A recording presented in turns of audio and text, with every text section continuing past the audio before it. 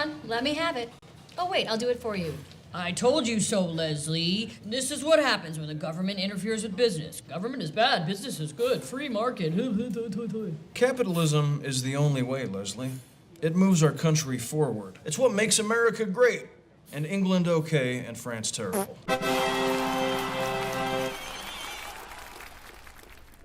Ever heard someone say that socialism just goes against, human nature? Well, today we're going deep on that idea. Right. With one of socialism's most well-known critics, Murray Rothbard. We're going to be dissecting his arguments from his book, Egalitarianism as a Revolt Against Nature and Other Essays, where he really goes after this idea of egalitarianism and socialism. So, buckle up, because Rothbard doesn't pull any punches. He does not. We'll be exploring why he believes socialism is inherently flawed, his economic and philosophical arguments against it, and, if his ideas still hold water today. Right. So to get us started, can you tell us a bit about Rothbard and his background? Sure. So Rothbard was a staunch defender of individual liberty and free markets. Really, his whole critique of socialism comes from this deep-seated belief that any system that tries to force equal outcomes is just doomed to fail. So he's coming at this from both an economic and a philosophical standpoint. Exactly. He saw socialism as a threat to individual freedom and economic efficiency. One of his most compelling arguments is this idea that socialism fundamentally misunderstands human nature. Okay, so let's start there. Sure. What did Rothbard have to say about human nature and its incompatibility with socialism? So Rothbard argued that humans are inherently unequal in terms of our talents and our ambitions and our drive, and trying to force equal outcomes ignores these inherent differences and ultimately stifles individual creativity and innovation, which he believed were essential for societal progress. Because there's often this perception that socialism is about fairness and leveling the playing field. Right. But Rothbard seems to be saying that this attempt to engineer equality actually backfires. Precisely. Okay. Rothbard argued that socialist systems, by attempting to eliminate competition and reward everyone equally, regardless of their effort, creates a system where there's just no incentive to excel. So why bother? Right. Right. Why strive for greatness when mediocrity is rewarded just the same? That makes sense. Yeah. But let's, move beyond the philosophical arguments for a minute, dive into the economic critiques. Sure. Now, I know Rothbard was a big proponent of the Austrian School of Economics. So what were some of his economic arguments against socialism? One of the key issues that Rothbard highlighted was the economic calculation problem. Right. He argued that without the price signals generated by a free market, a socialist system would be unable to efficiently allocate resources. Yeah, I've heard of this concept, but can you explain it in a way that's, easy to understand? Sure. So imagine a complex economy, right? With thousands of different goods and services. Right. In a free market, prices are determined by supply and demand. These price signals act as a really efficient way to allocate resources and ensure that goods are produced in the right quantities. Now, in a centrally planned economy where the government controls production and sets prices, this critical feedback mechanism is absent. This can lead to shortages of essential goods, surpluses of unwanted ones, and just widespread inefficiency. So it's like trying to navigate a city without a map. Exactly. You might eventually get where you're going, but it's going to be a lot more difficult and inefficient. And you're probably going to get lost along the way. But wouldn't a socialist government at least try to plan things out carefully, using data and projections to try to meet people's needs? Well, Rothbard would argue that even with the best intentions and the most sophisticated planning models, it's just impossible for central planners to have the same level of knowledge and responsiveness as millions of individual actors operating within a free market. So the sheer complexity of a modern economy makes it virtually impossible to predict and meet everyone's needs. Exactly. And, with its constantly shifting patterns of supply and demand. Okay, so even if we set aside the moral arguments about individual liberty, Rothbard is saying that socialism just doesn't work on a practical level. That was his central argument. Okay. He believed that any attempt to implement a truly socialist system would inevitably lead to economic chaos and decline. So what did he point to support that? Well, he pointed to historical examples like the Soviet Union, where despite attempts at central planning, the economy was plagued by shortages, inefficiencies, and ultimately widespread poverty. Okay, so that brings us to another key aspect of Rothbard's critique, this issue of incentives. Right. How did he view the impact of socialist policies on individual motivation and entrepreneurship? Well, Rothbard believed that socialism fundamentally undermines individual incentive. By redistributing wealth and attempting to create a more equal society, he argued that you remove the rewards for hard work and innovation. So in a system where everyone is guaranteed a certain level of income or standard of living, regardless of their effort, Right. what's the motivation to strive for more? Exactly. And Rothbard argued that this lack of incentive would inevitably lead to a decline in productivity and economic growth. Right. He believed that a free market system where individuals are rewarded for their efforts and risk-taking is the best engine for creating wealth and prosperity.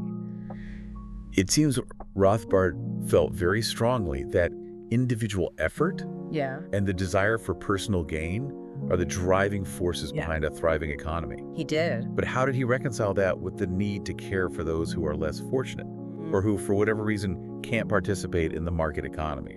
That's a question worth considering. While Rothbard was a staunch advocate for free market and limited government intervention, He wasn't necessarily opposed to all forms of social support. He believed that private charity, driven by voluntary compassion, was a far more effective and moral way to address poverty and inequality than government-mandated redistribution. so he made a distinction between voluntary giving and forced redistribution. Absolutely. Rothbard argued that when the government takes on the role of providing for the needy, it creates a system of dependency and undermines the spirit of individual responsibility and generosity. We've covered a lot of ground here. We have. From Rothbard's views on human nature, the economic calculation problem, and the issue of incentives. And Rothbard's critique went beyond just theoretical arguments. He also looked to history to support his claims, pointing to what he saw as the failures of socialist experiments around the world. I'm guessing the Soviet Union is high on that list. Absolutely. Rothbard considered the Soviet Union like a prime example of socialism's inherent flaws. He argued that despite the lofty goals of equality and social justice, the reality was an inefficient economy, widespread poverty, Right. and a brutal totalitarian regime. Yeah, it's hard to argue with the historical evidence in that case, but many would say that the Soviet Union wasn't a true implementation of socialist ideals. How would Rothbard respond to that argument? That's a common refrain, from those who defend socialism. They often claim that historical examples like the Soviet Union or Maoist China weren't true socialism because they devolved into totalitarian regimes. But Rothbard would argue that this is a fundamental misunderstanding of how socialist systems operate. What did he mean by that? Well, he believed that any system that concentrates economic power in the hands of the state will inevitably lead to a concentration of political power as well. Okay. The very nature of socialism, with its emphasis on central planning and redistribution of wealth, requires a powerful state apparatus to enforce its dictates. This, he argued, creates a breeding ground for authoritarianism. So even if a socialist movement starts with good intentions, the logic of the system itself leads to an erosion of individual liberty and the rise of an oppressive state. That was a central tenet of Rothbard's argument. He saw the historical examples not as aberrations, but as the inevitable outcome of socialist ideology put into practice. But Rothbard didn't just focus on the economic and political consequences of socialism. He also delved into its philosophical underpinnings, right? Yes, and this is where his critique of egalitarianism comes into play. He argued that socialists often conflate equality before the law with equality of outcome. That's an important distinction. Can you unpack that a bit further? Sure. So equality before the law means that everyone should be treated equally under the legal system, regardless of their social status, their wealth, their background. Right. This is a principle that Rothbard strongly supported. Equality of outcome, on the other hand, is the idea that everyone should end up with roughly the same level of wealth and material success, regardless of their talents, their efforts, or their choices. So to put it simply, one is about equal opportunity and the other is about equal results. Precisely, and Rothbard was a staunch critic of equality of outcome. He argued that it's not only impractical, but also unjust to try to force equal outcomes on a society where individuals have different abilities and make different choices.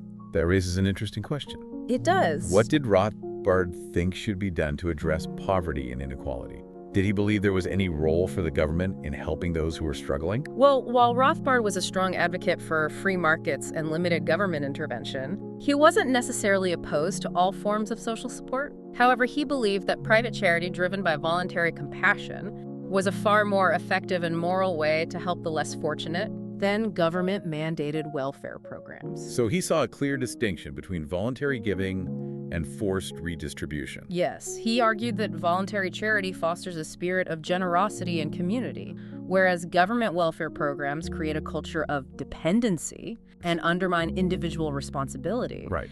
He also believed that private charities are more efficient and responsive to the needs of the poor than bureaucratic government programs. That's certainly a perspective that deserves consideration. Now let's shift gears for a moment. Talk about private property. Sure. I understand this was a cornerstone of Rothbard's political philosophy and played a key role in his critique of socialism. Absolutely. Rothbard viewed private property as an extension of self-ownership. He argued that if you own yourself, you have the right to own the fruits of your labor.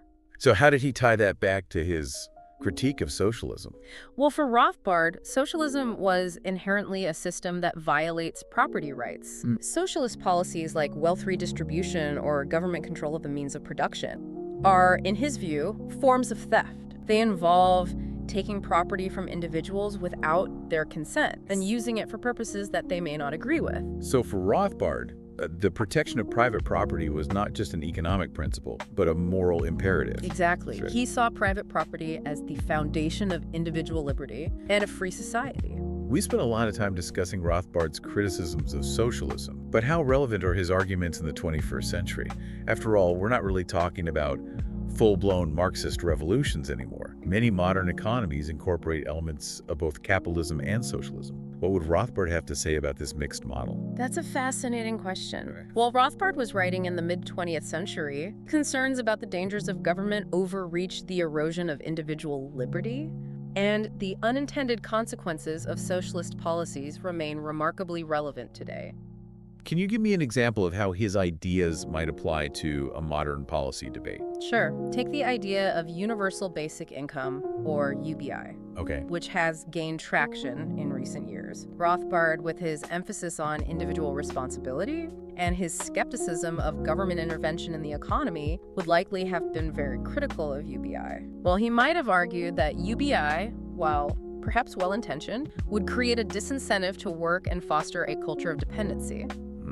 He might have also been concerned about the economic implications, arguing that funding such a program would require higher taxes or increased government borrowing, which could ultimately stifle economic growth.